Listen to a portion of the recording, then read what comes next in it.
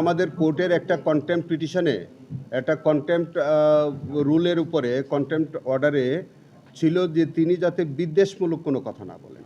দেখেন, বিদ্বেষমূলক কোনো কথা এটা প্রচলিত আইনেও বলা যায় না। আপনি যে কথায় ট্রাইব্যুনাল এর ইমেজ সংকটে পড়ে বা কন্টেম্পট হয়, এই বক্তব্য তো প্রচলিত আইনেও করা যায় না, আন্তর্জাতিক আইনেও করা যায় না। তো সেখানে তখন তাকে কিন্তু ওনার বক্তব্য বলতে বারণ করা হয়নি, শুধু বলা হয়েছে বিদ্বেষমূলক বক্তব্য।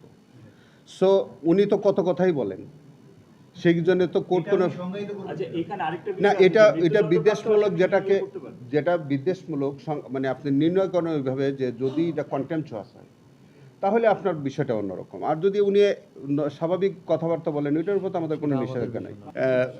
মানে মাঠের কথা যদি আমাকে কোর্টে বলতে বলেন তাহলে তো আমরা কনফ্লিক্টিং হয়ে যেতে পারে। বিষয়টা হচ্ছে উনি যদি ধরেন আসেন, ওনার বিরুদ্ধে তো আমাদের কনভিকশন বা সেন্টেন্স আছে, উনি মৃত্যুদণ্ডপ্রাপ্ত। তো মৃত্যুদণ্ডপ্রাপ্ত একজন আসামি যদি দেশে আসে তাহলে ওই রায়টা তো কার্যকর হবে, আইন অনুযায়ী রায়টা কার্যকর হবে।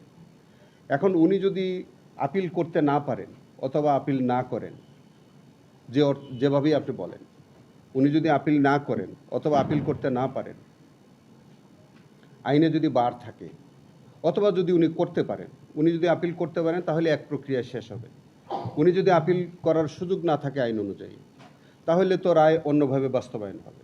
আর আপিল করতে পারলেও আপিল নিষ্পত্তি সাপেক্ষে তার রায় বাস্তবায়ন হবে।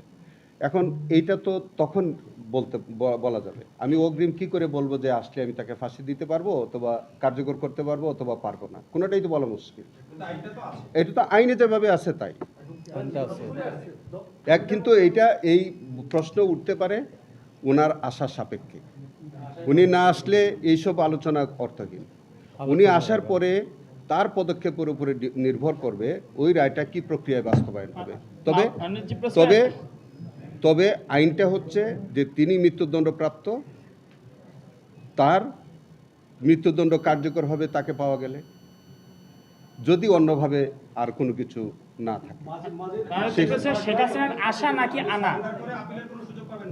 হ্যাঁ, আচ্ছা, মৃত্যুদণ্ডের ক্ষেত্রে আমাদের দেশে কেউ বেল পেয়েছেন নজির নাই। এটা আপিল নিষ্পত্তি সাপেক্ষে ফয়সালা হয়। যারা যাবজ্জীবন প্রাপ্ত তারা জামিন পেতে পারে, নজির আছে। কিন্তু নির্বাহী আদেশ তো আর আমাদের ব্যাপার না।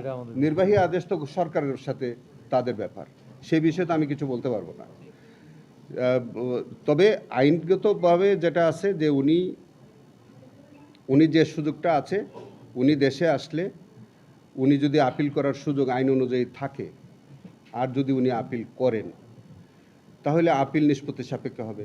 আর আপিল যদি তার করার এখতিয়ার না থাকে বা আপিল করার যদি আইনগত সুযোগ না থাকে তাহলে যাভাবে নিষ্পত্তি হয় সেভাবে হবে। এটা সম্পূর্ণ আইন অনুযায়ী বাস্তবায়ন হবে, আর বাইরে কিছু বলার